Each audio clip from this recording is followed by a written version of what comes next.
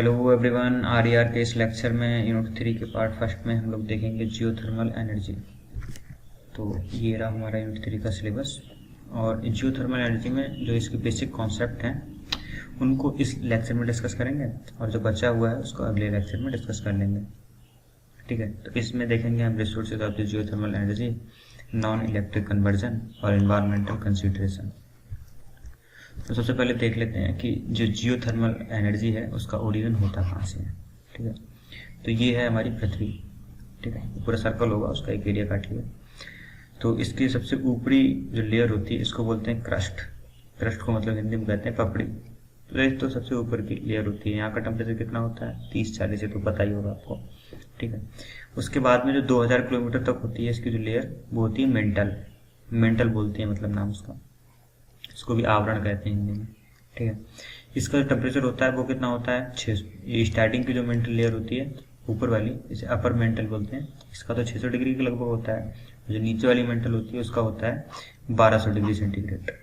और उसके नीचे अगर हम आते हैं, जो आउटर कोर होती है हमारी, ठीक है, इसे कोर बोलते हैं, ये आउटर कोर बोलते हैं, और जो अंदर वाली होती है उसे इनर कोर बोलते हैं। तो आउटर कोर का टेम्परेचर होता है लगभग 4000 डिग्री का, और जो इनर कोर होती है 4000 किलोमीटर से तक होता है, 4000 डिग्री होती है, और जो ये लगभग होती है 6000 किलोमीटर की।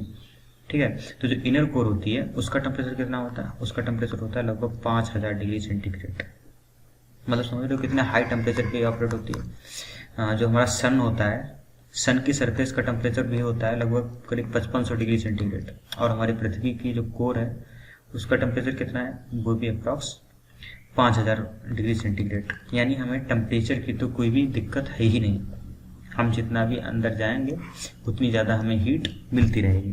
ठीक है, अब हम बात करते हैं डिफरेंट जियोथर्मल एनर्जी सोर्सेज के बारे में। जो हम जियोथर्मल एनर्जी मिलती है वो नॉर्मली किन किन सोर्सेज से मिलती है। तो हमें मिलती है नेचुरल स्टीम रिजर्वायर, ठीक है, जियो प्रेशर रिजर्वायर और हॉट वाटर रिजर्वायर।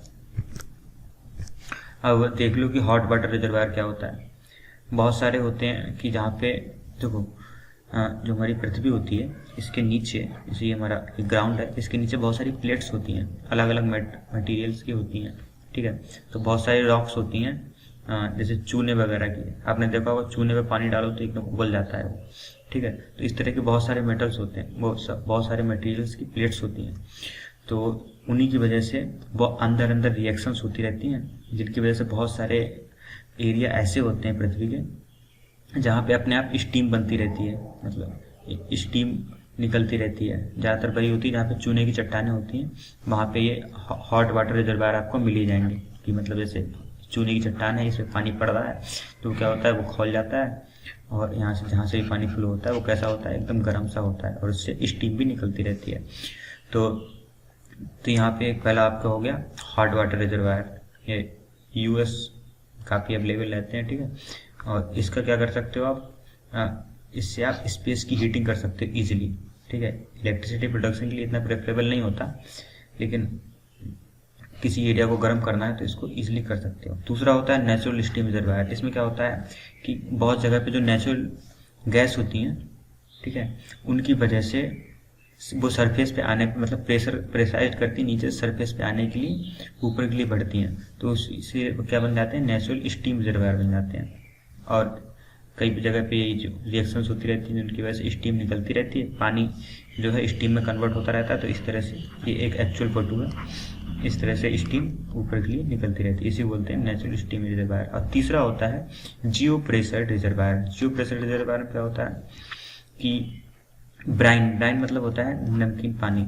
ठीक है, कई जगह पे पानी होता है जो वो कम्प्लीटली सैचुरेटेड होता है नेचुरल गैसेस से। तो जब नेचुरल गैसेस में पूरी तरह से घुली होती हैं तो वो क्या करती हैं, वो सरफेस से बाहर आने की कोशिश करती हैं, तो एक प्रेशर लगाती हैं पृथ्वी पे या फिर मतलब जमीन पे। तो उसकी वजह से भी हमें, और जो पत्थर वगैरह होते हैं, जो रॉक्स होती हैं, वो ऊपर मतलब ऊपर की ओर बढ़ती हैं इस प्रेशर की वजह से। जो नीचे प्रेशर किस चीज़ का बनना है, ये गैसेस का बनना है। जो भी हमारा ब्राइन है उसके साथ जो नेचुरल गैस मिक्स हो गई उसकी वजह से प्रेशर बनना है, इसकी वजह से रॉक्स होती हैं जो ओवरलेइंग करती हैं।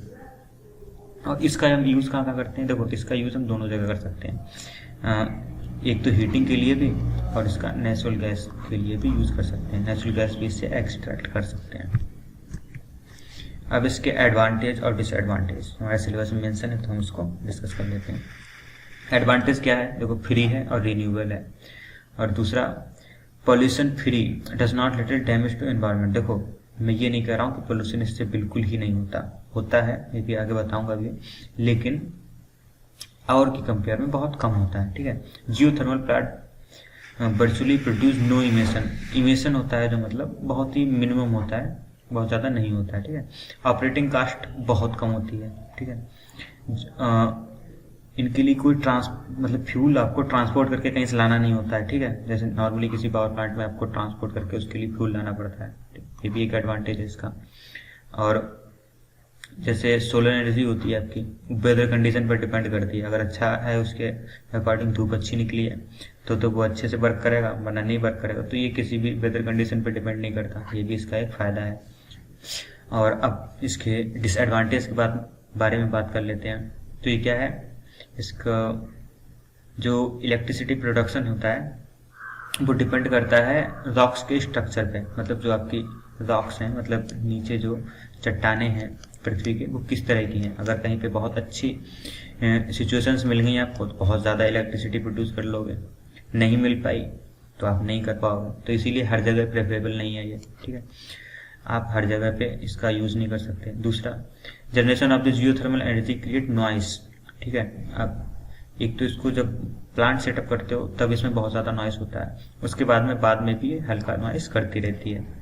ठीक है, और कुछ गंधें, मतलब स्मेल्स होती हैं जो केमिकल रिएक्शंस की, तो काफ़ी गंदी सी स्मेल आती रहती है उन्हीं गैसेस से। ठीक है, और इसकी ऑपरेटिंग कॉस्ट भले ही बहुत कम होती है, लेकिन सेटअप कॉस्ट जो होती है वो काफ़ी हाई होती है।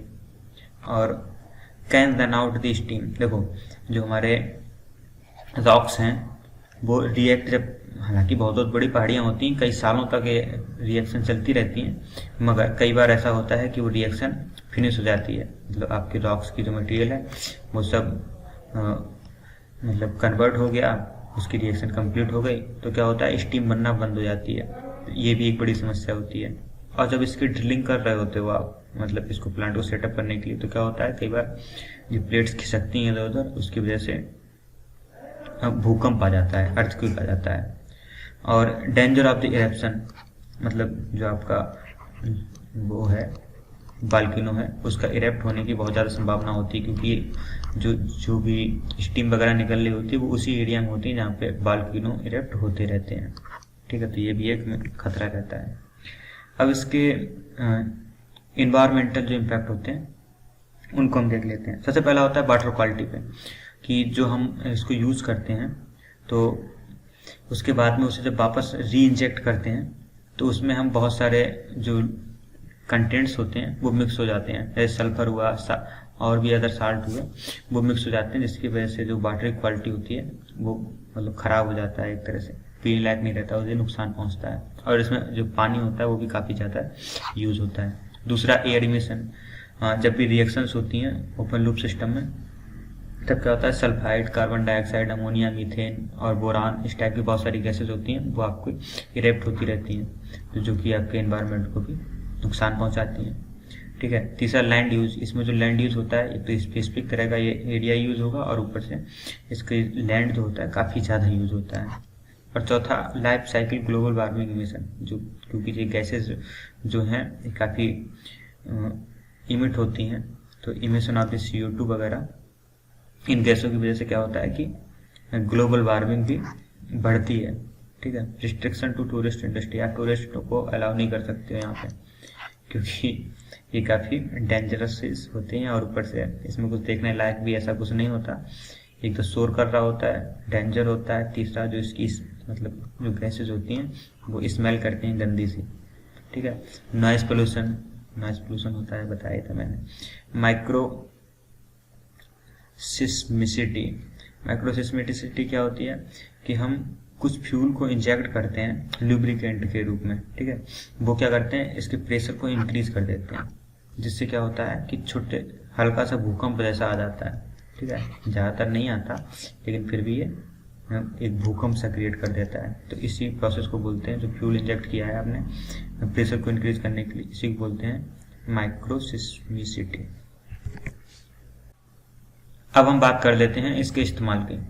तो सबसे पहला, इसकी जो हीट होती है वो डायरेक्टली यूज़ की जा सकती है, और दूसरा जो इसकी हीट है वो काफ़ी लो टेम्परेचर यानी करीब 150 से कम डिग्री सेंटीग्रेड पे भी एक्सट्रैक्ट कर सकते हैं। तीसरा, कोई स्पेस की हीटिंग करनी हो आपको, इंडस्ट्रियल प्रोसेस करना हो, क्रॉप्स को सुखाना हो, कहीं पे गर्म पानी की सप्लाई करनी हो, या फिर बर्फ़ को पिघलाना हो, तो वहाँ पे हम इसका इस्तेमाल कर सकते हैं। ठीक है, स्पेस हीटिंग हो गया। हीट, जब स्पेस हीटिंग कर रहे होते हैं तो उसके लिए क्या करते हैं, हीट पंप को भी यूज़ करते हैं, हीट पंप को यूज़ कर लेते हैं। तो हीट पंप का मतलब समझ रहे हैं यहाँ पे, हीट पंप का मतलब है हीट से ही आपका पंप ये ऑपरेट हो जाएगा। It uses little energy for heating, thus save money and reduce pollution. क्योंकि देखो इसमें हीटिंग के लिए एनर्जी आपकी बहुत ही कम चाहिए होती है, तो इससे पैसा बचता है आपका और पोल्यूशन भी कम होता है। सो थैंक्स मेरे साथ इतनी देर बने रहने के लिए, और आप इसकी PDF डिस्क्रिप्शन बॉक्स से डाउनलोड कर सकते हैं। धन्यवाद।